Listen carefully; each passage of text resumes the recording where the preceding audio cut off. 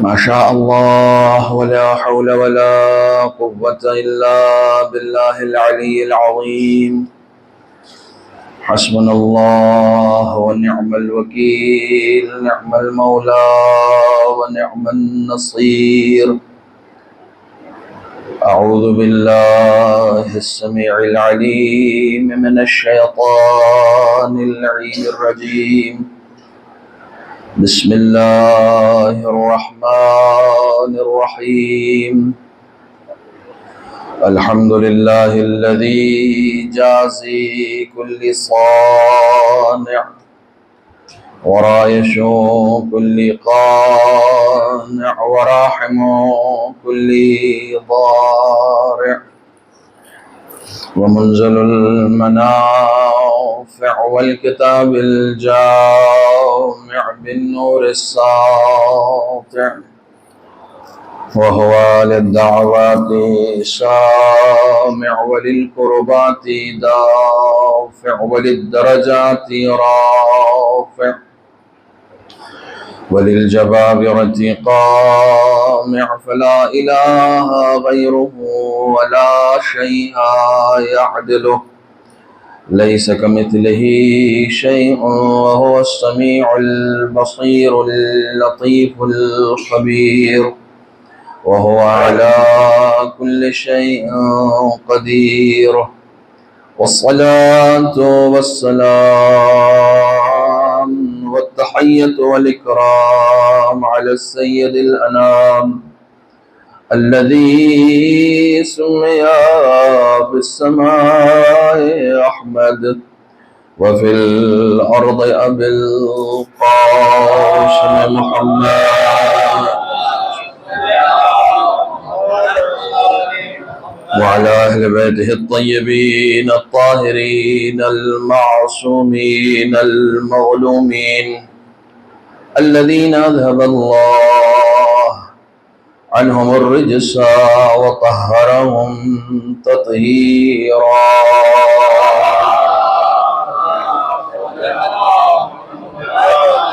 واللعنة الدائمة الباقية على أعدائهم وغاصب حقوقهم ومنكري فضائلهم أجمعين. أما بعد، فقد قال الله الحكيم في القرآن الكريم: بسم الله الرحمن الرحيم.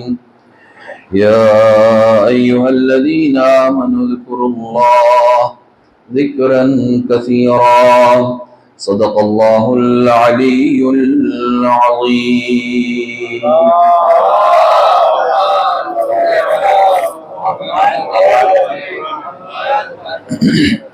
برادران عزیز، ذکر اور ذاکر کے عنوان سے جس سلسلہ گفتگو کو آپ سماعت فرما رہے ہیں، آج اس کی تیسری قسط یہ سماعت ہے۔ ذکر یعنی یاد دہانی، خدا کو یاد کرنا اور خدا کو یاد رکھنا۔ انسان اپنی زندگی میں جو اس کی روحانی زندگی ہے، اس کی ضروریات میں سے یہ ہے کہ وہ خدا کو یاد رکھے، اور وہ ایسی ضروریات میں سے ہے کہ اگر انسان اپنی زندگی میں خدا کو یاد نہیں رکھتا ہے تو قرآن مجید نے ایسے لوگوں کو یہ کہا ہے کہ یہ لوگ در حقیقت خدا کو نہیں بلکہ اپنے آپ کو بھلا بیٹھے ہیں، اور یہی وہ لوگ ہیں جو فاسق ہیں۔ اور قرآن مجید کو فاسق لوگوں سے کوئی سروکار نہیں ہے۔ فسق کیا ہوتا ہے، فسق کسے کہتے ہیں؟ ظاہر سی بات ہے کہ قرآن مجید نے ایمان کی دعوت دی ہے، بار بار یا ایھا الذین آمنو کہہ کر خطاب کیا۔ گفتگو اس بات کی چل رہی تھی کہ آخر ہمیں خدا کو کیوں یاد کرنا ہے، کیا ضرورت ہے اس بات کی کہ ہم خدا کو یاد کریں۔ تو عرض کیا گیا کہ چونکہ ہم محتاج محض ہیں اور وہ غنی مطلق ہے، لہٰذا ہمارے لیے ضروری ہے کہ ہم اپنا رابطہ اپنے پروردگار سے مضبوط رکھیں۔ جتنی بھی صفتیں خداوند عالم نے ہم کو دی ہیں وہ ساری صفتیں اس کی ہیں، ہمارا کچھ نہیں ہے۔ اس نے اپنی صفتوں میں سے ہمیں عطا کیا ہے۔ وہ بصیر ہے، تو اس نے قوت بصارت ہمیں عطا کی ہے۔ وہ سمیع ہے، اس لیے اس نے ہمیں سننے کی قوت عطا کی ہے۔ وہ حی ہے، اس نے ہمیں حیات عطا کی ہے۔ وہ متکلم ہے، اس نے ہمیں قوت کلام عطا کیا ہے۔ یہ جو ہم بول رہے ہیں وہ اس لیے بول رہے ہیں کیونکہ وہ متکلم ہے، اس نے ہی ہمیں قوت تکلم عطا کیا ہے۔ اور یہ انسان کا شرف ہے کہ جو صفت خدا کی تھی اس نے وہ صفت انسان کو عطا کر دی۔ قوت کلام اس نے کسی جانور کو نہیں دیا ہے، قوت کلام اس نے نباتات کو نہیں دیا ہے۔ یہ انسانی شرف ہے کہ خداوند عالم نے وہ صفت اس کو دے دی جو اس کے پاس تھی، قوت کلام۔ سمیع، سننے کی قوت خدا کی قوت ہے، در حقیقت سمیع صرف اسی کی ذات ہے، لیکن اس نے یہ قوت ہمیں بھی عطا کر دی ہے، یہ طاقت ہمیں بھی دے دی ہے، کیونکہ اس نے ہمیں اشرف بنایا ہے۔ انسان کو تقریباً مجھے یاد آتا ہے کہ آج سے 4 سال پہلے کا ایک عنوان تھا ہماری مجلس کا، جس میں سنت الہی اور خلافت انسانی، یہ ہمارا عنوان تھا۔ اس عنوان کے تحت میں نے یہ بات عرض کیا تھا کہ خداوند عالم نے جو قرآن مجید میں جناب آدم کے لیے کہا ہے کہ انی جاعل فی الارض خلیفہ، وہ در حقیقت جناب آدم کے لیے نہیں ہے بلکہ آدمی کے لیے ہے۔ خداوند عالم نے آدمی کو روئے زمین پر اپنا خلیفہ بنایا ہے۔ خلیفہ کسے کہتے ہیں؟ خلیفہ اسے کہتے ہیں جو اس کا جانشین ہو، کہ جس نے اس کو بنایا ہے، جس نے اس کو بھیجا ہے، جانشینی کا کام۔ تو جانشینی کے لیے وہی صفتیں درکار ہوتی ہیں جو اس کے اندر ہے جس کا انسان جانشین ہے، وہ صفتیں ہونی چاہیے۔ تو وہ چونکہ سماعت اس کا حق ہے اس لیے اس نے ہمیں سمیع بنایا، تکلم اس کا حق ہے اس لیے اس نے ہمیں متکلم بنایا، تاکہ جانشینی کا حق ادا ہو سکے۔ تو اب یہ ساری چیزیں جو اس نے ہمیں عطا کی ہیں، اس کے لیے اس نے یہ کہا ہے کہ چونکہ میں نے دیا ہے لہٰذا ان تمام چیزوں کو میری ہی راہ میں صرف کرنا، اور جس طریقے سے میں نے بتایا ہے اس طریقے سے صرف کرنا۔ اس کے بعد گفتگو آئی آیت الکرسی کی، جس میں نے یہ عرض کیا کہ آیت الکرسی میں خداوند عالم کی 12 صفات کا تذکرہ ہے۔ الحی القیوم کے بعد ہم پہنچے تھے لا تأخذہ سنۃ ولا نوم، ہم سب کے سب سونے کے بھی محتاج ہیں، ہم سب کے سب جاگنے کے بھی محتاج ہیں، لیکن وہ غنی مطلق اتنا بے نیاز ہے کہ نہ وہ اس کو سونے کی ضرورت ہے نہ اس کو جاگنے کی ضرورت ہے، یعنی وہ جاگنے کا بھی محتاج نہیں ہے، اور یہ سونا اور جاگنا ہماری صفت ہے، اس کی صفت نہیں ہے۔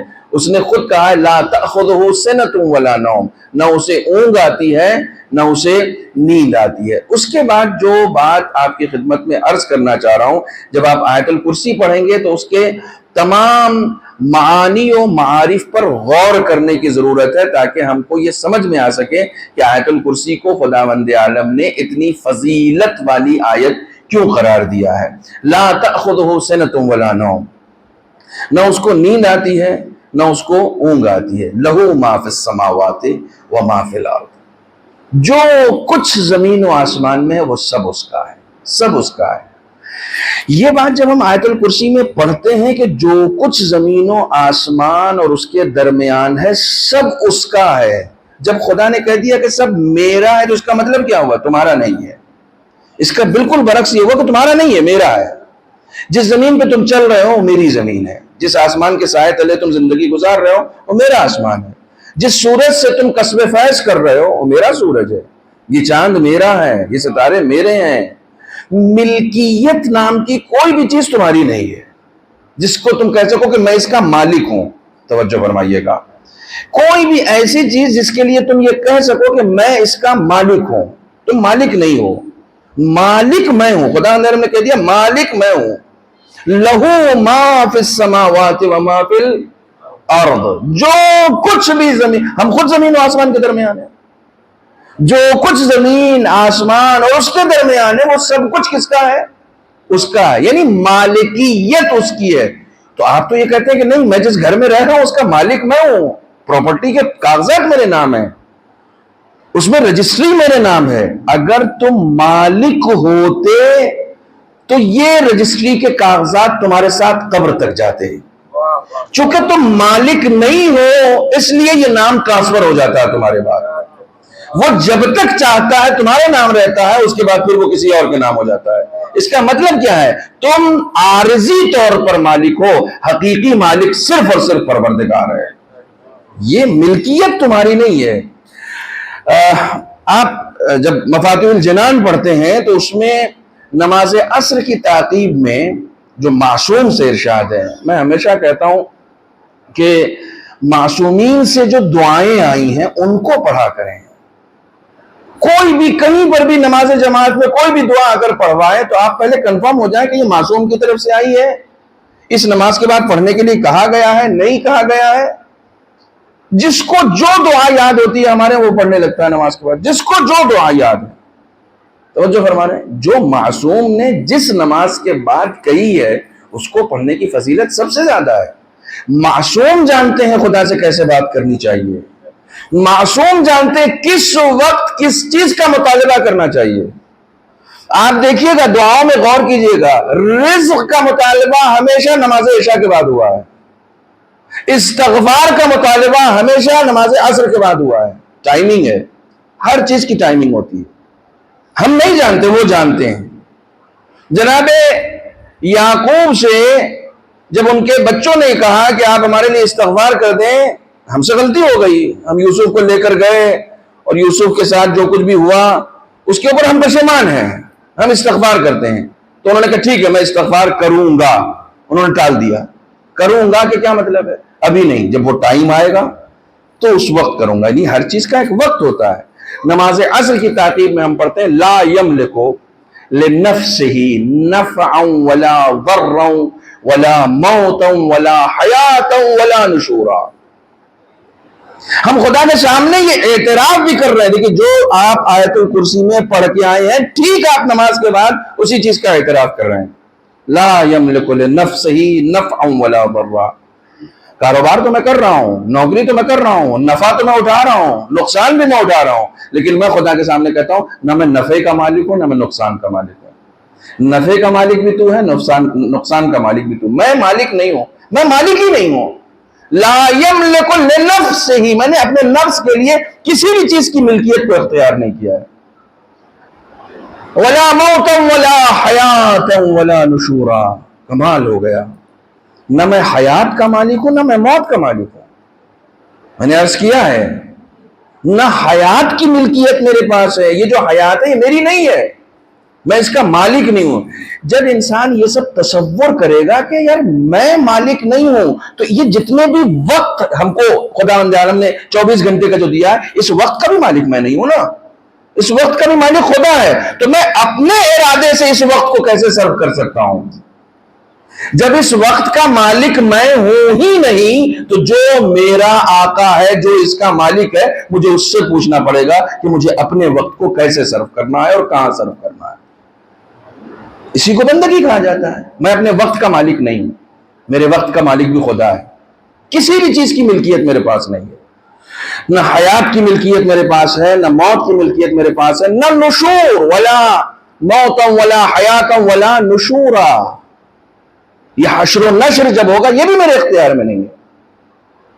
حشر و نشر بھی میرے اختیار میں نہیں. میں نے کل عرض کیا تھا میں ایک دن کی زندگی اپنی عمر میں بڑھانا چاہوں میں نہیں بڑھا سکتا، میرے پاس اتنا اختیار ہی نہیں ہے. یہ اختیار میرے پاس نہیں ہے کہ میں ایک دن کی زندگی اپنی عمر میں بڑھا سکوں، چونکہ میں مالک نہیں ہوں اس کا، چونکہ میں مالک نہیں ہوں. جب وہ چاہے گا مجھے اس دنیا میں رکھے گا اور جب وہ چاہے گا مجھے قبر میں جانا پڑے گا. خداوند عالم کہتا ہے سوچو، آج تم یہاں بیٹھے ہوئے ہو، آرام سے سانس لے رہے ہو، 4 لوگوں کے درمیان ہو، ایک وقت آئے گا کہ تم کو یہی 4 لوگ اٹھا کے قبر میں داخل کر دیں گے. اب تم کو وہاں رہنا ہے. اب وہ 4 دیواری ہے، تم ہو، تنہائی ہے، وحشت ہے، دہشت ہے، اندھیرا ہے، قبر کی پہلی رات ہے اور تم ہو. مالک تم نہیں تھے. جہاں اس دنیا میں آزاد جب ہم نے تم کو پیدا کیا تو تم آزادی کے ساتھ زندگی گزار رہے تھے، جبکہ میں یہ چاہ رہا تھا کہ میری طریقے سے زندگی گزارو. اب جب تم قبر میں آ گئے ہو تو تم یہاں بھی آزاد نہیں ہو. در حقیقت نہ وہاں آزاد تھے نہ یہاں آزاد ہو. اگر تم وہاں پر پابندی کرتے اور مجھے یاد رکھتے تو پھر میں یہاں تم کو یاد رکھتا. بہت سمپل سی بات ہے. اب میں اس کو قرآن سے ثابت کرتا ہوں کہ یہ کوئی خطیبانہ جملہ نہیں. آپ نماز پڑھتے ہیں، خداوند عالم نے آپ سے کہا کہ تم نماز پڑھو میرے لیے تو میں تمہارے لیے نماز پڑھوں گا. کہیں پر خدا نے کہا؟ نہیں کہا. اس نے کہا اقیموا الصلاۃ، نماز قائم کرو. خدا نے کبھی آپ سے کہا کہ تم میرے لیے روزہ رکھو؟ اور میں تمہارے لیے روزہ رکھتا ہوں. عبادت ہے نا. فروع دین میں آپ گنتے چلے جائیے. خدا نے آپ سے کہا کہ تم میرے لیے حج کرو، میں تمہارے لیے حج کروں گا. تم میرے لیے زکات دو، میں تمہارے لیے زکات دوں گا. اللہ اکبر، کیا عظیم عبادت ہے یہ ذکر، کہ جو فروع دین میں کہیں بھی نہیں ہے مگر تمام عبادتوں کی روح اسے قرار دیا گیا ہے. کیا عظیم عبادت ہے یہ ذکر کہ خدا نے قرآن میں کہا فَاذْكُرُونِي أَذْكُرْكُمْ، تم میرا ذکر کرو میں تمہارا ذکر کروں گا. تم مجھے یاد رکھو میں تمہیں یاد رکھوں گا. جب اس دنیا میں جس حال میں بھی تم رہو اور تم اس حال میں مجھے یاد رکھے ہوئے ہو تو پھر تمہارے بھی جیسے حالات ہوں گے ان حالات میں بھی میں تم کو یاد رکھوں گا. بہت سمپل سی بات ہے. خدا بند عالم، انسان کا ذہن کاروباری ہے نا، اس لیے خدا بند عالم کبھی کبھی وہی لہجہ اختیار کرتا ہے. تم میری بات کرو میں تمہاری بات کروں گا.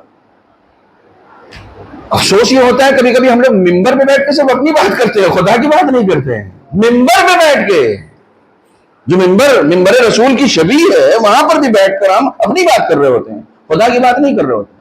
اور وہ کہتا ہے ہر جگہ میری بات کرو، جہاں بھی بیٹھے ہوئے میری بات کرو.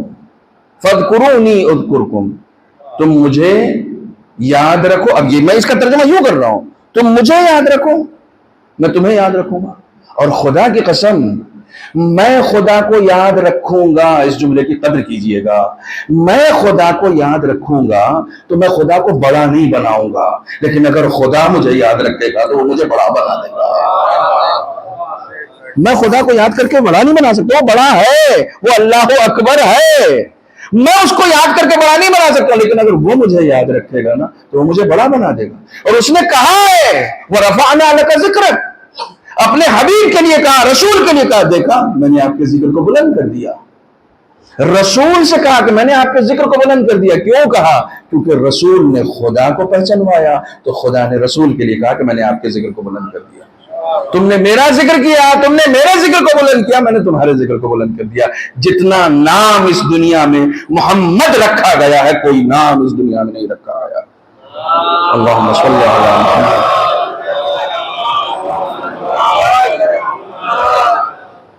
ان کا ذکر بلند کیا کیونکہ انہوں نے خدا کا ذکر بلند کیا. تم مجھے یاد رکھو میں تمہیں یاد رکھوں گا. تمہارے پاس ملکیت نہیں ہے. کل میں یہاں تک آیا تھا، یہاں تک پہنچا تھا کہ بلکہ میں نے آپ کو ٹاسک بھی دیا تھا کہ ومن، قرآن مجید کی آیت میں نے پڑھی تھی، ومن اعرض عن ذکری فإن له معیشۃ ضنکا. جس نے بھی میرے ذکر سے منہ موڑا، جس نے بھی میری یاد سے منہ موڑا، میں اس کی زندگی کو سخت بنا دیتا ہوں، تنگ بنا دیتا ہوں. کیا مطلب ہے؟ زندگی تنگ ہونے کا مطلب کیا ہوتا ہے؟ بہت سارے لوگ خدا کا عرفان بھی نہیں رکھتے، خدا کو پہچانتے بھی نہیں ہیں، مگر ہم یہ دیکھتے ہیں کہ ان کی زندگی بہت اچھی ہے. تو اس کا مطلب کیا؟ خدا اندر کہنا کیا چاہ رہا ہے کہ زندگی کو سخت کر دوں گا؟ کیا مطلب؟ زندگی کا جو تصور تمہارے پاس ہے اس زندگی کی بات نہیں ہو رہی. زندگی تو ابھی کوئی زندگی ہے، یہ جو زندگی تم جی رہے تو ٹرائل ہے. ٹرائل ہے. آپ پرفیوم بھی خریدنے جاتے ہیں تو ٹرائل کا ایک پیک دیتا ہے وہ، آپ اس کو لے کے گھر چلے آئے کہ ہاں میں پرفیوم لے آیا. اس کی کوئی حیثیت ہے؟ کتنے دن چلے گا؟ کتنے وقت چلے گا؟ یہ ایک بار آپ لگائیں گے ختم ہو گیا. یہ ٹرائل پیک ہے. ٹرائل پیک کی کوئی حیثیت نہیں ہوتی ہے. ٹرائل پیک صرف اندازہ لگانے کے لیے دیا جاتا ہے کہ دیکھیں اس کی قیمت کیا ہے. ٹرائل پیک جو ہے صرف اندازہ لگانے کے لیے دیا جاتا ہے. اس کی قیمت کیا ہے؟ آپ پتا تو کریں کہ اس کی قیمت کیا ہے. یہ زندگی ہمیں صرف ٹرائل پیک کے طور پر دی گئی ہے. اصل زندگی جس کو ہم تنگ کرنے والے ہیں، اصل وہ زندگی معیشۃ ضنکا، کہ جس میں ہم جو فشار، جو پریشر، یہ فشار کا لفظ خاص طور سے میں نے استعمال کیا ہے کیونکہ ہم لوگوں کے ذہن میں صرف ایک فشار قبر ہے، اس کے علاوہ اور کوئی فشار نہیں ہے. پریشر، زندگی میں ایک پریشر ہوتا ہے. اور فشار قبر کا بھی جب تصور ہم سنتے ہیں کہ صاحب فشار قبر ہوگا تو ہم سمجھتے ہیں جب کوئی قبر میں جائے گا تبھی اس کو دبایا جائے گا. دونوں بچپن میں سنتے تھے دونوں طرف کی دیواریں مل جائیں گی اور اس کو دبائیں گی، اس کو فشار قبر کہتے ہیں. نہیں، یہ فشار قبر نہیں ہے. فشار قبر ان کو بھی ہوگا جو قبر میں نہیں جاتے ہیں. فشار قبر ان کو بھی ہوگا جو دریا میں ڈوب جاتے ہیں. فشار قبر ان کو بھی ہوگا جو ہواؤں میں مر جاتے ہیں. جو دار پہ لٹکے ہوئے ہیں ان کو بھی فشار قبر ہوگا. فشار قبر یعنی خدا کا عذاب ہے. یہ خدا کے عذاب کی ایک قسم ہے. بات آ گئی ہے اس لیے عرض کر دوں اگر آپ صلوات پڑھیں؟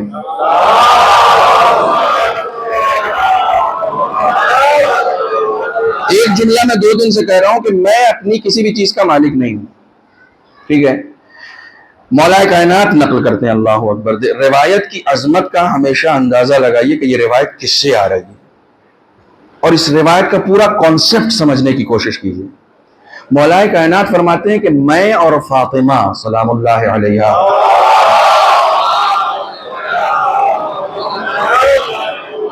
دونوں رسول کی بزم میں داخل ہوئے، ایک ساتھ داخل ہوئے، رسول کے گھر پہ گئے۔ خاص طور پر خواتین بھی، ہماری مائیں بہنیں بھی سنیں، کہتے ہیں دونوں رسول کے گھر میں داخل ہوئے، دیکھا رسول زار و قطار رو رہے ہیں، اس طریقے سے رو رہے ہیں کہ دونوں رخسار آپ کے آنسوؤں سے بھرے ہوئے ہیں۔ رونے کی ایک قسم ہوتی ہے جس میں فریاد کی آمیزش ہوتی ہے، میں نے اس کی مثال ایک دی تھی، ایک ایسا رونا کہ چیخ کے رونا، کرب کے ساتھ رونا۔ تو مولا کائنات فرماتے ہیں کہ ہم پریشان ہو گئے کہ رسول اس طریقے سے کیوں رو رہے ہیں۔ تو آپ نے فرمایا کہ جب ہم معراج پر گئے تھے تو وہاں پر ہم نے کچھ عذاب کی صورتیں دیکھی تھی، اور ان عذاب کی صورتوں نے مجھے رلا دیا۔ کیا یا رسول اللہ، وہ کیسی صورتیں تھی عذاب کی کہ جس نے آپ کو رلا دیا؟ تو رسول اسلام فرماتے ہیں کہ میں نے دیکھا کہ ہماری امت کی کچھ عورتوں کو ان کے بالوں کے سرے کی طرف سے لٹکایا جائے گا جہنم میں، اور وہ اپنے ہی دانتوں سے اپنے گوشت کھا رہی ہوں گی، بالوں کے ذریعے سے جہنم میں لٹکی ہوئی ہوں گی، اور اپنے یعنی یہ منظر مجھے دکھایا گیا ہے، یہ منظر میں اپنی آنکھوں سے دیکھ کر آ رہا ہوں کہ بالوں سے انہیں آویزہ کیا گیا ہے اور وہ اپنے ہی جسم کے گوشت کھا رہی ہیں۔ یا رسول اللہ ایسا کیوں ہوا ان کے ساتھ؟ کہا یہ اپنے چہروں کی نمائش دوسروں کے لیے کرتی تھی، یہ اپنے کو سجاتی تھی ان کے لیے جو ان کے نامحرم نہیں تھے، یہ عذاب ان کے لیے۔ ہم آسان سمجھتے ہیں ان سب ساری چیزوں کو، ہمارے نزدیک بے حجابی بہت نارمل سی چیز ہے کہ نہیں کچھ نہیں، بے حجابی کیا ہو، کیا فرق پڑتا ہے؟ محرم میں جب آئیں گے، مجلسوں میں جب آئیں گے تو حجاب کے ساتھ آئیں گے، میرا جسم میری مرضی، آج کل یہی نعرہ ہو رہا ہے۔ خاص طور سے ایران میں بھی جو کچھ بے حجابی کے جتنے بھی آپ کو ویڈیوز ملے ہیں اس میں ان لوگوں نے نعرہ یہ لگایا کہ میرا جسم میری مرضی۔ یہ آپ کا جسم ہے ہی نہیں، آپ سمجھ رہے ہو کہ آپ کا جسم ہے، یہ آپ کا نہیں ہے، آپ کے پاس مالکانہ حق ہی نہیں ہے، آپ کے پاس مالکانہ حق نہیں ہے۔ آپ کے جسم کا، آپ کی جان کا، آپ کی زندگی کا مالک کوئی اور ہے۔ جب مالک کوئی اور ہے تو پھر آپ کا اس کے اوپر اختیار نہیں ہے۔ خداوند عالم ہم سب کو عذاب قبر سے، عذاب برزخ سے محفوظ رکھے انشاءاللہ، بتصدق محمد و آل محمد۔ صلوات پڑھیں محمد و آل۔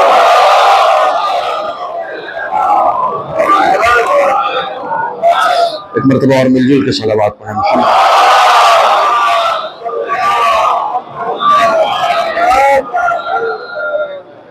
ومن اعرض عن ذکری فإن له معیشۃ ضنکا، جس نے بھی میرے ذکر سے روگردانی کی میں اس کی زندگی کو سخت کر دوں گا۔ معیشت کہتے ہیں زندگی کو، اس کی زندگی سخت ہو جائے گی۔ وَنَحْشُرُهُ يَوْمَ الْقِيَامَةِ أَعْمَىٰ، اور اسے قیامت کے دن میں اندھا اٹھاؤں گا۔ کمال ہے، کیا مطلب ہے؟ قیامت قرآن پڑھ رہا ہوں میں، یہ کوئی خطابت نہیں ہے کہ ہم محشر میں اسے اندھا اٹھائیں گے، یعنی جب وہ میدان محشر میں جائے گا تو وہ اندھا ہوگا۔ قرآن نے، آپ پڑھیے گا سورہ مبارک حشر ہے بظاہر، اس کے بعد پھر وہ 124ویں آیت ہے، 125 126، 3 آیتیں ریگولر ہیں ایک کے بعد ایک۔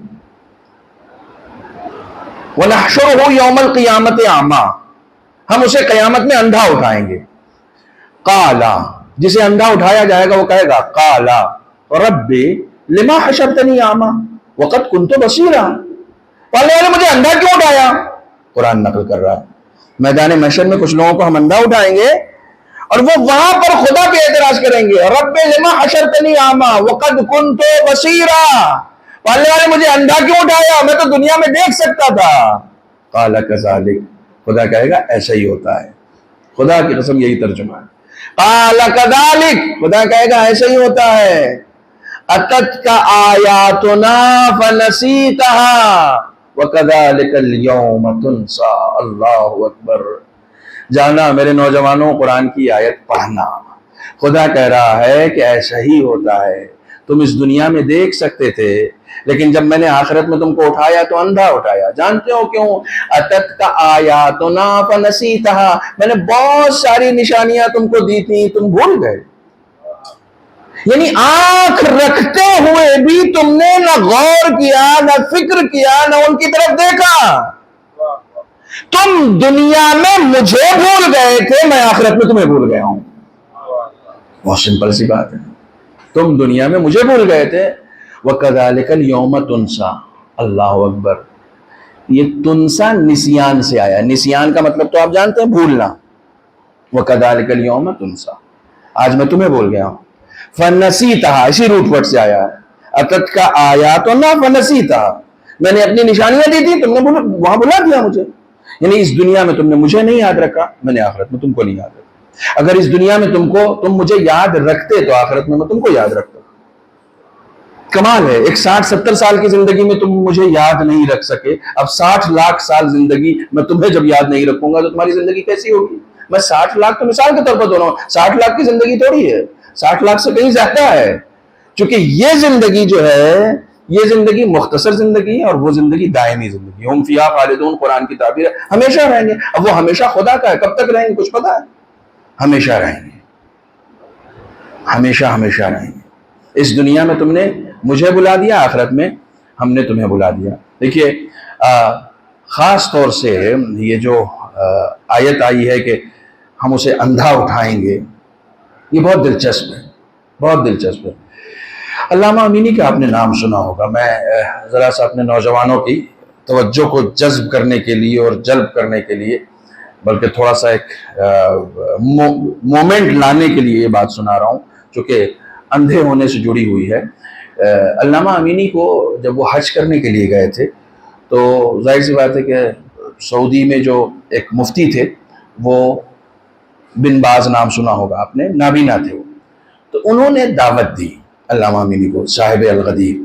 انہوں نے اپنے گھر پہ دعوت دی کہ آپ آئیے. تو انہوں نے کہا دیکھیے دعوت میں اس شرط کو قبول کروں گا کہ کوئی مذہبی بحث نہیں ہوگی, کوئی بھی مذہبی بحث آپ ہم سے نہیں کر. اب ظاہر سی بات ہے, دیکھیے ہوتا یہی ہے, وہ آپ کا اپنا عقیدہ ہے, آپ اپنے عقیدے میں جیے, لیکن اگر آپ کسی غیر کو بلا رہے ہیں وہاں پر تو پھر اپنے عقیدے کی بات وہاں پر مت کیجیے. لیکن بہرحال وہ نہیں مانے کہ نہیں, وہ ہم کوئی عقیدتی بحث کے لیے آپ کو نہیں بلا رہے ہیں, ہم دعوت کے لیے بلا رہے ہیں, اور پرومس بھی کر لیا کہ نہیں ٹھیک ہے ہم کوئی ایسی بحث نہیں کریں گے, آپ آئیے تشریف لائیں. گئے, وہ کھانے پر گئے, وہ کھانے پہ بیٹھے ہوئے تھے کہ بس کھانے کے درمیان ہی انہوں نے سوال کر دیا کہ یہ قرآن میں آپ لوگ تعویل کیوں کرتے ہیں؟ توجہ فرمائیے گا, قرآن مجید میں آپ لوگ تعویل کیوں کرتے ہیں؟ علامہ امینی نے فوراً کہا کہ ہم اسی شرط پر آئے تھے کہ آپ کسی طرح کی مذہبی بحث نہیں کریں گے, لیکن آپ نے پھر مذہبی بحث شروع کر دی. کہ نہیں بس یہ تو یوں ہی جاننا چاہ رہے تھے کہ قرآن مجید میں تعویل. اب ہم نوجوانوں کو اپنے بتائیں کہ تعویل کیا ہوتی ہے, تعویل کسے کہتے ہیں؟ تعویل اسے کہتے ہیں کہ جو لفظ آیا ہے قرآن میں, لفظ بلفظ اس کے معنی نہ ہو, بلکہ جو حقیقت ہے اس کے معنی اس طریقے سے کیے جائیں. مثال قرآن مجید میں آیا ہے ید اللہ فوق ایدیہم, اللہ کا ہاتھ تمام ہاتھوں پر ہے. کیا مطلب ہوا؟ اللہ کا ہاتھ ہے, وہ جو جسم و جسمانیات سے بے نیاز ہے. ہم ترجمہ جب کریں گے تو یہ تھوڑی کہیں گے کہ اللہ کا ہاتھ ہر ہاتھ کے اوپر ہے. ہم جب ترجمہ کریں گے تو یہ کہیں گے اللہ اتنی بڑی قدرت ہے کہ تمام قدرتیں اس کے نیچے ہیں, سب سے بڑی قدرت اس کی ہے. یہی ترجمہ کریں گے نا, ہم یہی ترجمہ کرتے ہیں, شیعہ یہی ترجمہ کرتے ہیں کہ لفظ کو لفظ کے ذریعے سے ترجمہ نہیں, جو مفہوم ہے اس کے ذریعے سے ترجمہ کیا جائے, اسی کو تعویل کہتے ہیں. تو کہا آپ لوگ قرآن مجید میں تعویل کے کیوں قائل ہیں؟ جو لکھا ہوا اس کو مانیے نا, تعویل کیوں کرتے ہیں؟ اچھا بہت ساری اس طرح کی آیتیں ہیں, بہت ساری اس طرح کی آیتیں ہیں. مثلا ایک جگہ ہے لا تقربوا الصلاۃ, نماز کے قریب نہ جاؤ. نماز کے قریب نہ جاؤ قرآن مجید میں, بھئی اس کے آگے بھی پڑھیے آپ, وَأَنْتُمْ سُكَارَىٰ, اس حالت میں کہ جب تم نشے میں ہو. تو تفسیر بیان کرنی پڑے گی. جو لفظ میں لکھا ہوا ہے وہ آپ ایک لفظ لے کے اٹھ نہیں سکتے ہیں. یہی کام ہمارے یہاں مجلسوں میں ہو رہا ہے. 1 گھنٹے کی مجلس ہے ایک ذاکر کی, اس میں سے 30 سیکنڈ کی ایک کلپ نکالی اور نکالنے کے بعد کہہ دیا کہ دیکھیے صاحب یہ جو ہے وہ کفر بول رہے ہیں. اس طرح کے بہت سارے کفر قرآن میں بھی ہیں. اگر آپ اس طرح کے ایک ایک لفظ کے کفر نکالیں گے تو بہت سارے کفر قرآن مجید میں ہیں. سیاق دیکھا جاتا ہے, سباق دیکھا جاتا ہے, اس سے پہلے کیا کہا ہے, اس کے بعد کیا کہا ہے.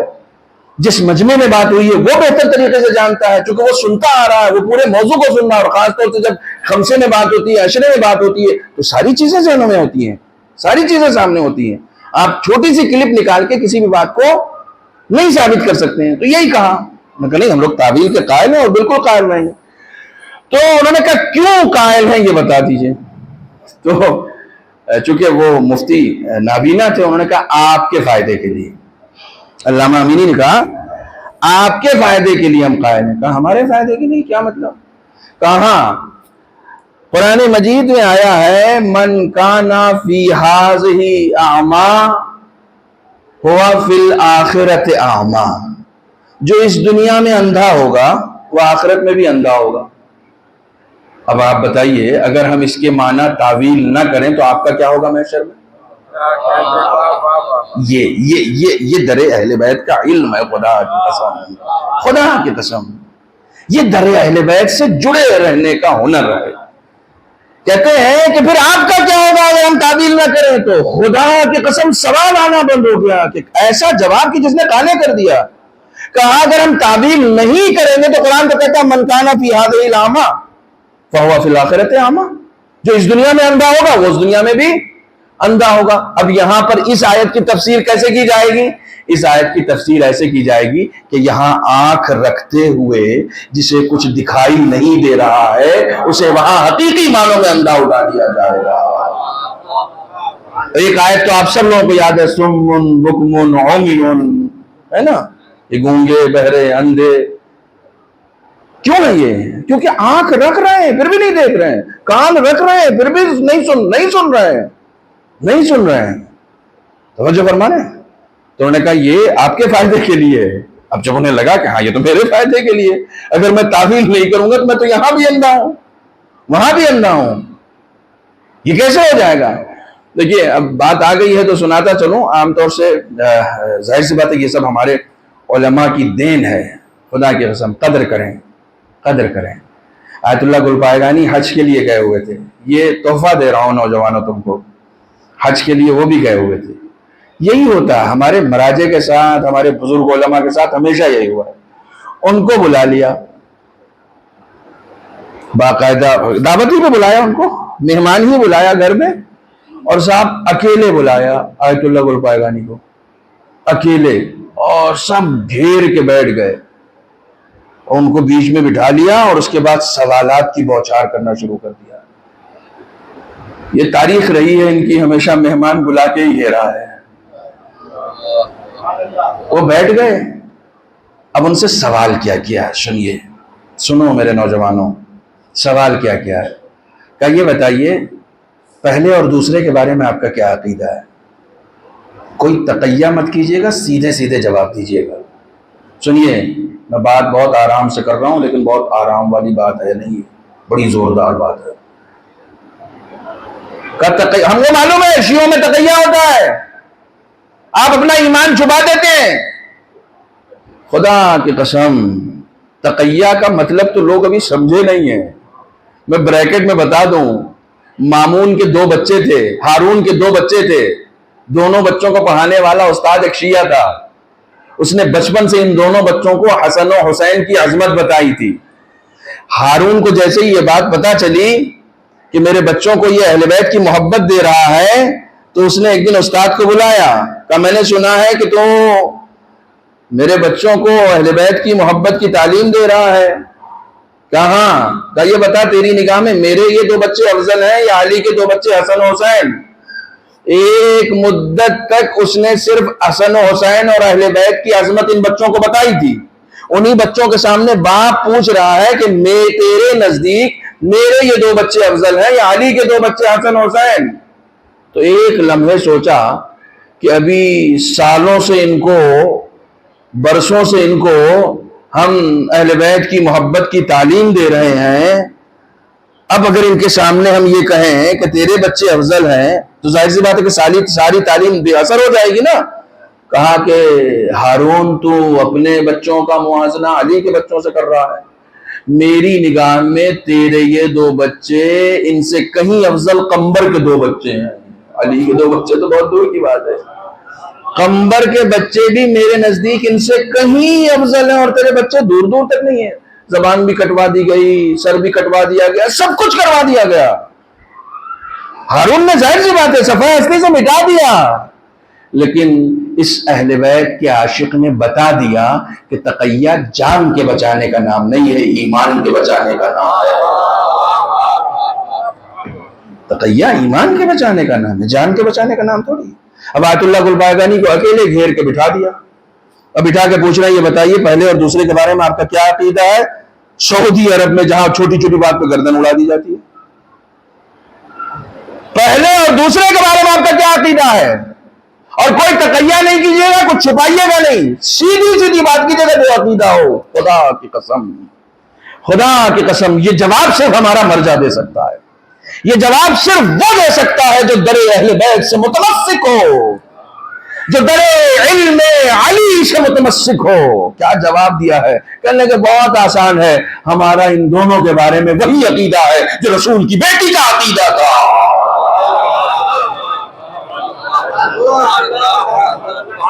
جو رسول کی بیٹی فاطمہ زہرا کا عقیدہ تھا وہی ہمارا عقیدہ ہے. اب اپنی کتابیں اٹھاؤ، کھنا لو اپنی کتابیں کہ فاطمہ کا عقیدہ ان کے سلسلے سے کیا تھا. خدا کی قسم پھر سوال آنا بند ہو گئے. کہا خدا حافظ امان اللہ. یہ علم علی سے وابستگی کی دلیل ہے.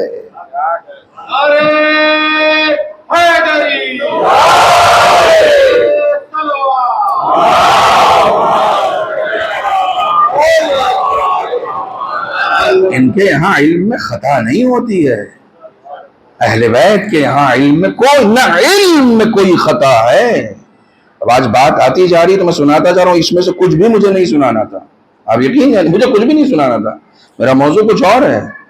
لیکن یہ وہ چیزیں ہیں جو ذکر ہے، یہ بھی ذکر ہے، اور یہ وہ ذکر ہے جو دلوں کو جلا بخشتا ہے، دلوں میں نور عطا کرتا ہے. یہ ذکر علی ہے، یہ ذکر اہل بیت ہے، یہ ذکر حسین ہے. کہ ہمارا وہی عقیدہ ہے جو فاطمہ زہرا کا عقیدہ تھا. کچھ بولنے کی ضرورت ہے؟ پھر کچھ بولنے کی ضرورت ہے؟ اب آپ اپنی کتابیں اٹھائیے، اور آپ کہہ نہیں سکتے کہ فاطمہ کا عقیدہ غلط تھا. آپ کے اندر اتنی جرت نہیں ہے کہ آپ یہ کہہ سکیں کہ رسول کی بیٹی کا عقیدہ غلط تھا. اگر رسول کی بیٹی کے عقیدے کو غلط ثابت کیجئے گا تو پھر آپ اپنے عقیدے کا کیا کیجئے گا؟ اپنے عقیدے کو کہاں لے جائیے گا جس کے بارے میں امام شافعی کہتے ہیں من لم یصل علیکم لا صلاۃ لہ. اے اہل بیت، آپ کی عظمت کے لیے اتنا کافی ہے کہ جو آپ پر درود نہ پڑھے اس کی نماز نہیں ہوتی ہے.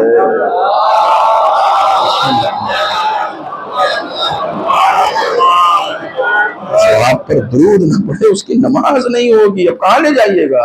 ان کی عظمت کے لیے تو آپ کو درود بھی پڑھنا پڑے گا. خدا نے پڑھا ہے، آپ کو پڑھنا پڑے گا. خدا جو عمل کر رہا ہے اس سے آپ ہٹ تھوڑی سکتے ہیں، پیچھے نہیں ہٹ سکتے. ایک صلوات اور پڑھیں اور تھوڑا سا آگے تشریف لے آئیں،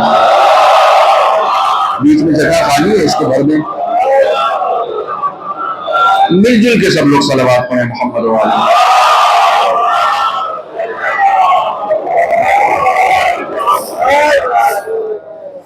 کیونکہ میں اب کچھ آج سنانے کے موڈ میں آ گیا ہوں آپ کو، تو میں سنا ہی دوں. اہل بیت کے نہ علم میں خطا ہوتی ہے، نہ ان کے عمل میں کوئی خطا پائی جاتی ہے. معصوم ہے. جہاں عصمت ہوتی ہے وہاں خطا نہیں ہوتی. نہ علم میں خطا ہے نہ عمل میں خطا ہے. سنیے، تہران کے مطہری صاحب نے ایک کتاب میں لکھا ہے، بظاہر عدل الہی میں اس واقعے کو انہوں نے لکھا ہے. ایک بزرگ عالم تھے، وہ تہران میں انقلاب سے کافی پہلے کی بات ہے، تہران آئے ہوئے تھے. تو تہران جب آئے تو ان کی جیب کٹ گئی. اب جیب کٹ جائے آدمی کی اور کسی شہر میں اس کو رہنا پڑے، بڑا سخت ہو جاتا ہے. تو عالم ہیں تو غیرت گوارا نہیں کر رہی ہے کہ کسی کے سامنے دستے سوال دراز کریں. ابھی تھوڑی دیر پہلے میں فشار قبر کی بات کر رہا تھا نا, بریکٹ میں ایک بات سنیے. رسول اکرم صلی اللہ علیہ وسلم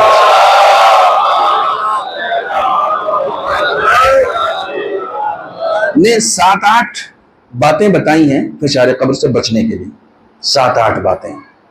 ان میں سے ایک, اپنے رکوع کو کمپلیٹ طریقے سے کرنا ہے. رکوع, بہت سارے لوگوں کو میں نماز پڑھتے ہوئے دیکھتا ہوں کہ ایکسرسائز بھی کرتے ہیں تب بھی تھوڑی دیر جھکے رہتے ہیں, لیکن رکوع تو جیسے گھٹنا چھونے کے لیے جھکتے ہیں اور پھر فوراً کھڑے ہو جاتے ہیں. اور رکوع کا مطلب کیا ہے؟ رکوع کا مطلب یہ ہے کہ تم کمر تک جھک گئے ہو اس کی عظمتوں کے سامنے, جھک گئے ہو اور جھک کے بتا رہے ہو پالنے والے میں اتنا جھک گیا ہوں, اور اس کے بعد بھی تمہیں صبر نہیں ہوتا تو پھر سجدے میں جھک جاتے ہو کہ پالنے والے اور جھکنا ہے, میں بالکل سجدے تک آ گیا ہوں. اس رکوع کو کمپلیٹ طریقے سے کرو. جب رکوع میں جاؤ تو یہ احساس ہو کہ تم خدا کے سامنے ہو. آپ نے فرمایا کہ جو رکوع کمپلیٹ طریقے سے کرتا ہے وہ فشار قبر سے بچ جائے گا. فشار قبر سے بچ جائے گا, یعنی سب سے پہلا عذاب جو مرنے کے بعد ہوتا ہے اس سے بچ جائے گا. اور اس میں دوسری بات جو بتائی ہے کمال ہے, کمال ہے دوستو. خدا مند عالم کو صرف اپنا رکوع نہیں چاہیے. دوسری بات یہ بتائی ہے کہ اگر کوئی کسی مومن کی کسی مشکل کو حل کرے گا تو فشار قبر سے بچ جائے گا. ضروری تھوڑی ہے کوئی تمہارے سامنے ہاتھ پھیلانے آئے, ضروری کوئی تھوڑی ہے کہ کوئی تمہارے سامنے مانگنے آئے. تم اپنے معاشرے میں تلاش کرو نا کہ اتنے خوددار لوگ کون ہیں جو ضرورت رکھتے بھی ہیں لیکن زبان کھولتے بھی نہیں ہیں. انہیں تلاش کرو. بہت سارے لوگ ہیں, بہت سارے لوگ ہیں کہ جن کے اندر یہ غیرت پائی جاتی ہے کہ کسی بھی غیر خدا کے سامنے دست سوال نہیں دراز کرتے, خاموش رہتے ہیں. تمہیں خدا نے دیا ہے, اس بات کا یقین رکھو کہ جو دولت تمہارے پاس ہے یہ خدا نے دی ہے, اس میں برکت چاہتے ہو. اپنے ہی جیسے کسی مومن بھائی کی خاموشی کے ساتھ مدد کرو, بغیر کسی شور کے, بغیر کسی ہنگامے کے, بغیر کسی شور شرابے کے, کسی کو پتہ نہ چلے, چھپا دو, مدد کر کے چھپا دو. معصوم نے فرمایا فشار قبر سے بچا دیں گے, خدا بچا لے گا. کیوں؟ فشار کو انگریزی میں پریشر کہتے ہیں. ٹھیک ہے, یہ بات بالکل اس وقت میرے ذہن میں آئی ہے. فشار کو انگریزی میں کیا کہتے ہیں؟ پریشر. تم نے ایک مومن کے ذہنی پریشر کو دور کیا تھا, اب قبر میں تم کسی طرح کے پریشر سے دور رہو. ایک مومن کو ذہنی پریشر سے نجات دی, اب یہاں کوئی پریشر نہیں ہے تمہارے پاس, کوئی فشار نہیں. کشادگی چاہتے ہو, اس کے لیے آسائش مہیا کرو, میں تمہارے لیے آسائش مہیا کروں. ایک چیز اور آ گئی ہے ذہن میں, یاد آ گئی, سن لیجئے. فرمایا روزانہ ایک تسبیح اگر کوئی پڑھتا ہے, لا الہ الا اللہ الملک الحق المبین, چھوٹی سی تسبیح, صبح کی نماز کے بعد پڑھیں تو زیادہ بہتر ہے. لا الہ, یہ الہ کا ترجمہ میں نے پہلے دن کر دیا ہے. کوئی چیز مجھے رجھا نہیں سکتی ہے, کوئی چیز مجھے اپنی طرف کھینچ نہیں سکتی ہے. کسی بھی چیز میں اتنا پاور نہیں ہے کہ وہ مجھے کھینچ کے کہیں لے کے جا سکے. میں خدا والا ہوں. لا الہ الا اللہ الملک, مالک وہ ہے. پھر وہی بات آ گئی, ملک کہتے ہیں بادشاہ کو, بادشاہ مالک ہوتا ہے. لا الہ الا اللہ الملک الحق, حق ہے یہ, کوئی ذرہ برابر بھی اس میں ڈاؤٹ نہیں. کھلا ہوا بادشاہ ہے, وہ کھلا ہوا مالک ہے, برحق مالک ہے, اس کے سوا کوئی معبود نہیں ہے. ایک بار دن میں صبح اٹھتے ہی کم سے کم تم ایک تسبیح اس کا قصیدہ پڑھ لو, اسی سے آغاز کرو. ایک کانفیڈنس تمہارے اندر ڈیولپ کرے گا کہ میں اس خدا کی تعریف کر کے آ رہا ہوں کہ جو کائنات چلا رہا ہے, میں اس خدا کی تعریف کر کے آ رہا ہوں. خدا کی قسم, جب کوئی اس کی تعریف کرتا ہے نا تو پورے کائنات کا مالک پھر خدا اس کو بنا دیتا ہے. نہیں بناتا, بنایا نہیں ہے. اہل بیت کو مالک نہیں بنایا. سورج کون نکالتا ہے؟ مجھے بتاؤ نا. جناب ابراہیم نے قرآن مجید میں کہا نہیں, میرا خدا وہ ہے جو مشرق سے سورج نکالتا ہے اور مغرب میں ڈبا دیتا ہے. تو جو مالک ہوگا وہی نکالے گا نا. لیکن جس نے خدا کی حقیقی معنوں میں تعریف کی اور ذکر کیا، اس کو بھی یہ پاور خدا نے دے دیا، اس نے بھی اشارہ کیا اور سورج نکل آیا۔ اسی کو فضیلت کہتے ہیں، اسی کو فضیلت کہتے ہیں، یہ پاور دے دیا اس نے۔ میں کائنات چلا رہا ہوں، تم میری تعریف کرو، میں تم کو ایسا بنا دوں گا تم بھی کائنات چلاؤ گے، تم بھی کائنات چلاؤ گے، تم بھی ٹھوکر مار کے مردے زندہ کرو گے، جلاتا میں ہوں لیکن تم بھی جلاؤ گے، تم میری تعریف کرو۔ علی سے بڑا کوئی ذاکر ہوگا جس نے خدا کا ذکر کیا ہو؟ آپ ذاکر سے اس کو سمجھتے ہیں جو منبر پہ بیٹھتا ہے، اس آیت میں ذاکر اس کو کہا گیا ہے کہ جو ہر لمحہ خدا کو یاد رکھے، چاہے منبر پر ہو چاہے زیر منبر ہو، خدا کو یاد رکھنے والے کو ذاکر کہا جاتا ہے۔ توجہ فرمائیں، ایک صلوات پڑھیں محمد والا۔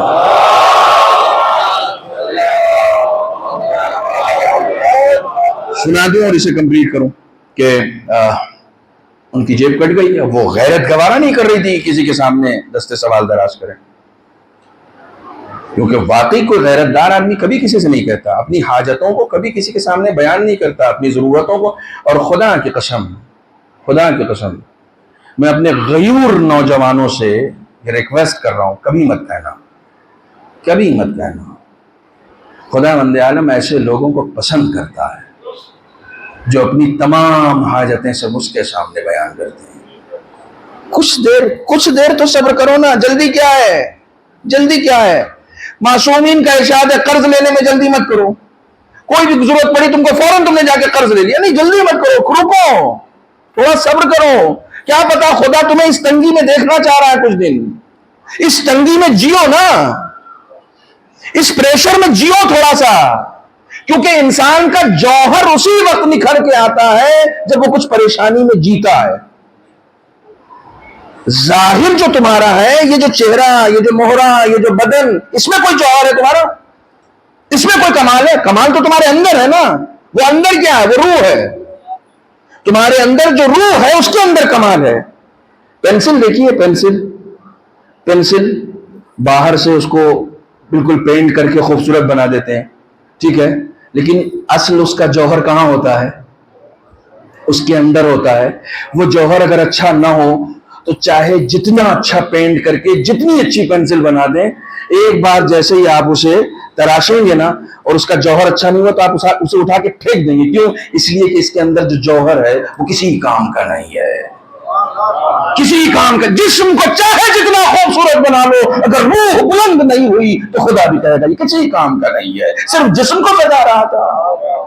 تمہارے اندر جو جوہر ہے وہ روح ہے، روح ہے، وہ کیسے نکھرے گی؟ کمال ہے، اسی پینسل میں بہت ساری مثالیں ہیں، وہ نکھرے گی کیسے؟ جب اس پینسل کے جسم کو چھیلا جائے گا، جب اس پینسل کے جسم کو، باڈی کو تراشا جائے گا نا، جب تک تراشنے میں تو تکلیف ہوتی ہے نا، تراشنے میں تکلیف ہوتی ہے، جب اس تکلیف کو اٹھانے کا ہنر تمہارے اندر آ جائے گا تو پھر تمہارا جوہر نکل کر سامنے آئے گا، جس سے اسے لکھنے کے قابل بنایا جا سکے گا۔ غم اٹھانے کی طاقت اپنے اندر پیدا کرو، مصیبتیں اٹھانے کی طاقت اپنے اندر پیدا کرو۔ کبھی کبھی خدا مصیبت اس لیے دیتا ہے تاکہ تمہارا جوہر سامنے آئے۔ اس مصیبت میں تم بکھر گئے یا سلامت ہو، ابھی باقی ہو، بکھرو نہیں، بکھرو نہیں۔ جو نقلی ہوتے ہیں وہ بکھر جاتے ہیں۔ ایک واقعہ میں ہمیشہ سناتا ہوں، شاید آپ کو سنا ہوا ہو۔ جو نقلی ہوتے ہیں نا وہ بکھر جاتے ہیں، جو اصلی ہوتے ہیں وہ کبھی بکھرتے نہیں ہیں۔ ایک بادشاہ نے، واقعات یاد آ رہے ہیں، ایک بادشاہ نے، اس کے پاس کچھ ہیرے رکھے ہوئے تھے، اس نے دربار میں کہا کہ اس میں سے اصلی اور نقلی ہیرے کون نکال سکتا ہے؟ سارے دربار میں لوگ بیٹھے رہے، کہا ہم تو جوہری نہیں ہیں۔ ایک اندھا بیٹھا تھا وہاں، اس نے کہا میں نکال دوں گا۔ اندھا تھا، اس نے کہا میں بتا دوں گا اس میں اصلی ہیرا کون ہے، نقلی ہیرا کون ہے۔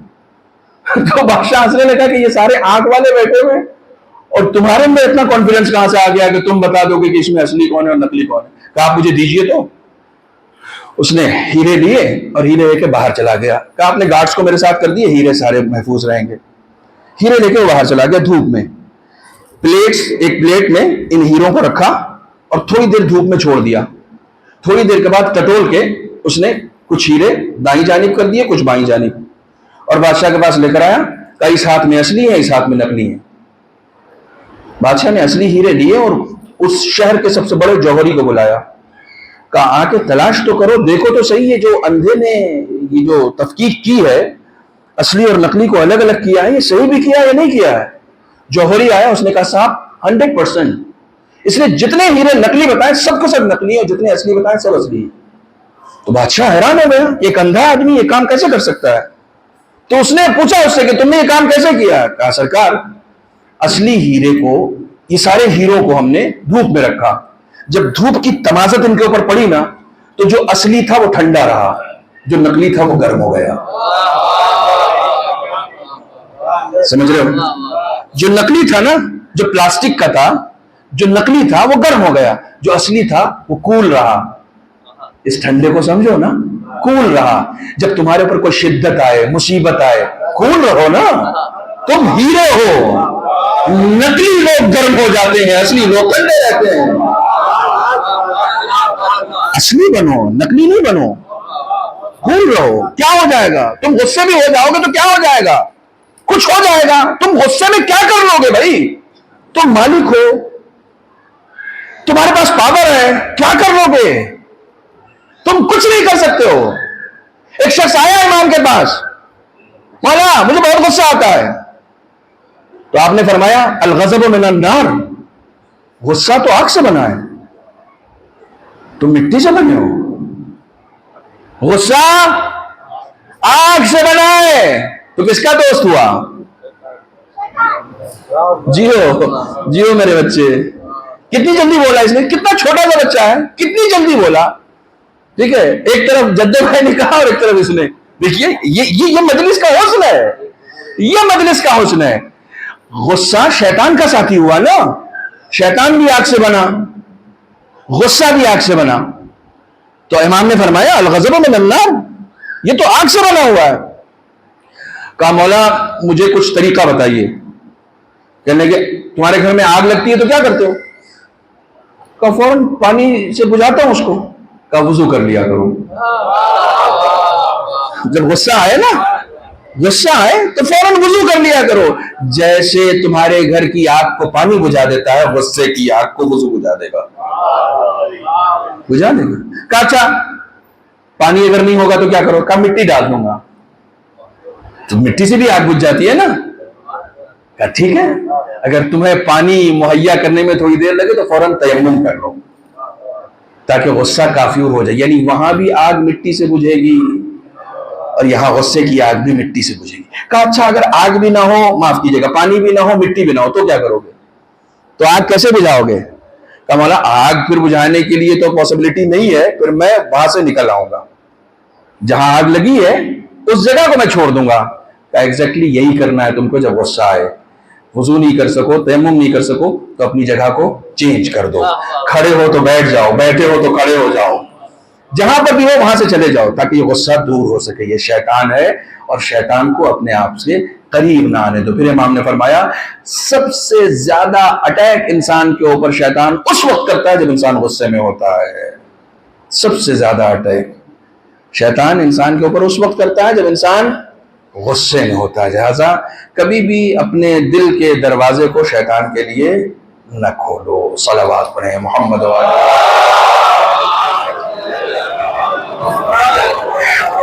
وقت بہت تیزی کے ساتھ گزر گیا، باتوں سے باتیں نکل آئیں۔ انہوں نے کسی کے سامنے دست سوال دراز نہیں کیا، پھر میں وہیں آ گیا۔ ٹھیک ہے، نہیں کرتا ہے، کوئی بھی مومن نہیں کرتا ہے۔ انہوں نے طریقہ کیا اپنایا؟ طریقہ یہ اپنایا کہ ان کو یہ پتا تھا کہ کوئی مناسبت تھی شاید 18 ذی الحجہ کی، ہیں تو سب ایران میں سب تھے تو شیعہ ہی، اس وقت بھی شیعہ تھے، آج بھی شیعہ ہیں، حکومت بھی شیعوں کی تھی، لیکن وہ ظاہر سی بات ہے کہ وہ فاسق حکومت تھی، لیکن وہ یہ دکھانے کے لیے کہ ہم شیعہ ہیں ایک بڑا جشن سال میں کرتے تھے۔ گورنمنٹ کی طرف سے 18 ذی الحجہ کے اوپر ایک جشن ہوتا تھا بڑا، وہ جشن اتنا بڑا ہوتا تھا کہ پورے ایران سے بڑے بڑے آرٹسٹ آتے تھے اور اپنا اپنا ہنر کچھ بھی آرٹ کی شکل میں بناتے تھے، اور وہ پرائم منسٹر کو جو ہے وہ پریزنٹ کرتے تھے۔ پرائم منسٹر اپنی طرف سے ایک سونے کا سکہ ان کو انعام کے طور پر دیتا تھا۔ یہ تہران پہنچے ہوئے تھے، وہ جشن آنے والا تھا۔ انہوں نے کہا کسی کے سامنے دست سوال دراز کرنے سے اچھا ہے کہ میں ایک آرٹ بناتا ہوں، اور آرٹ بنا کے جشن ہے، پرائم منسٹر کو پریزنٹ کر دوں گا، ایک سونے کا سکہ مل جائے گا، میرے تہران کا خرچہ نکل آئے گا۔ یہ سوچ کے انہوں نے سوچا کیا کروں، ان کی تحریر بہت اچھی تھی، خط بہت اچھا تھا، تو انہوں نے مولائے کائنات کا وہ خطبہ جو مالک اشتر کے نام ہے، جس میں حکومت کے اسالیب بتائے گئے ہیں، اس خطبے کو لکھا اور اسے فریم کرا کے اسی کو پریزنٹ کرنے کے لیے تیار کیا کہ یہ میرے ہاتھ کی تحریر ہے، علی کا خطبہ ہے، علی کی تحریر ہے، علی کا نامہ ہے، یہ خط ہے اور یہ میں نے لکھا ہے، ٹھیک ہے، میری رائٹنگ میں ہے، تو اس کو میں بنا کے پریزنٹ کر دوں گا اور مجھے انعام مل جائے گا۔ بہرحال وہ جشن کا دن آیا، یہ بھی اپنا ہنر لے کر گئے اور سارے لوگ اپنے اپنے آرٹس لے کر آئے، سب کو بادشاہ جو ہے وہ پرائم منسٹر جو تھا وہ دیکھتا رہا اور انعام دیتا رہا، سونے کا سکہ۔ جب ان کا نمبر آیا نا تو اس نے لے تو لیا، وہ دیکھا کہ کیا ہے، کہا اچھا مالک اشتر کے نام جو تحریر ہے، اب یہ حکومت کر رہا ہے نا، یہ حاکم ہے نا، مولا کائنات نے کس کے لیے لکھا تھا؟ حاکموں کے لیے۔ بات کڑوی ان کو لگتی ہے جو عمل نہیں کرنا چاہتے، سوچئے گا اس پہ گھر تک، بات کڑوی ان کو لگتی ہے جو عمل کرنا نہیں چاہتے۔ تو اس نے دیکھا کہ انہوں نے ملا جی ہیں اور انہوں نے تحریر جو ہے وہ مالک اشتر کے نام جو خط تھا وہ لکھ کے لے کے آئے ہیں، تو اس نے لے کے رکھ دیا اور سکہ نہیں دیا۔ اب یہ بڑے پریشان ہو گئے، یار جس کام کے لیے اتنی محنت کی تھی وہی نہیں ہوا، پیسہ ہی نہیں ملا۔ میں سوچ رہا تھا کہ دستے سوال دراز کرنے سے بچوں، مانگو نہیں، اور پیسہ نہیں ملا، لے کے رکھ لیا، اس نے پیسہ دیا، بیٹھ گئے۔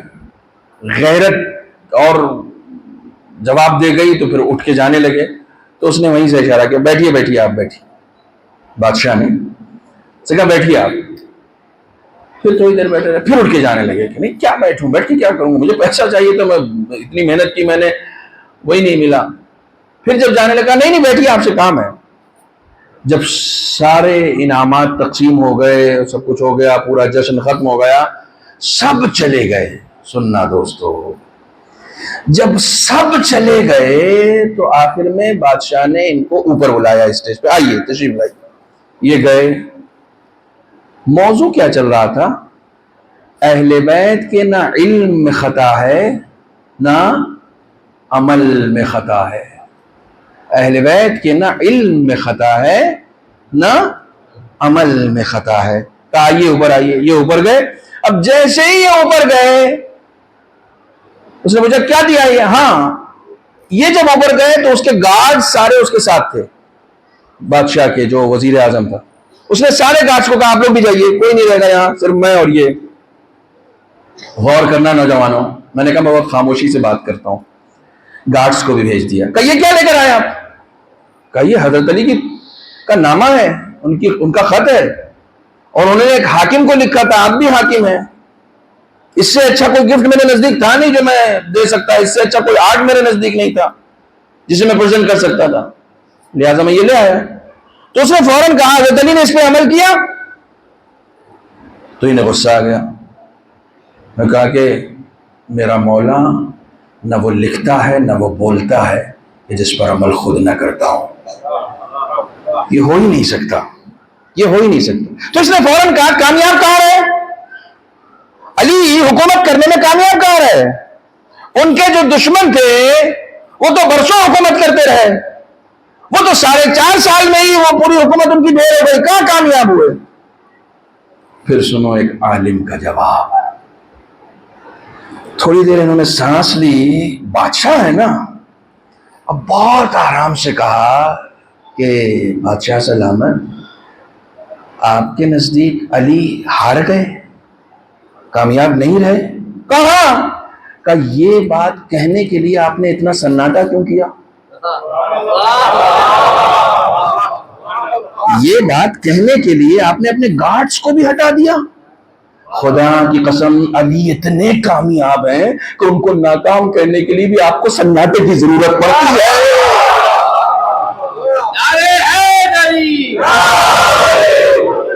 علی اتنے کامیاب ہیں کہ ان کو ناکام کہنے کے لیے بھی آپ جیسے بادشاہوں کو سناٹے کی ضرورت پڑتی ہے، اپنے گارڈز کے سامنے بھی علی کو ناکام کہنے کی ہمت آپ نہیں جٹا پائے۔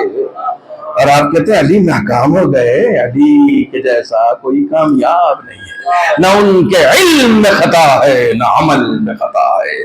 صلوات بر محمد و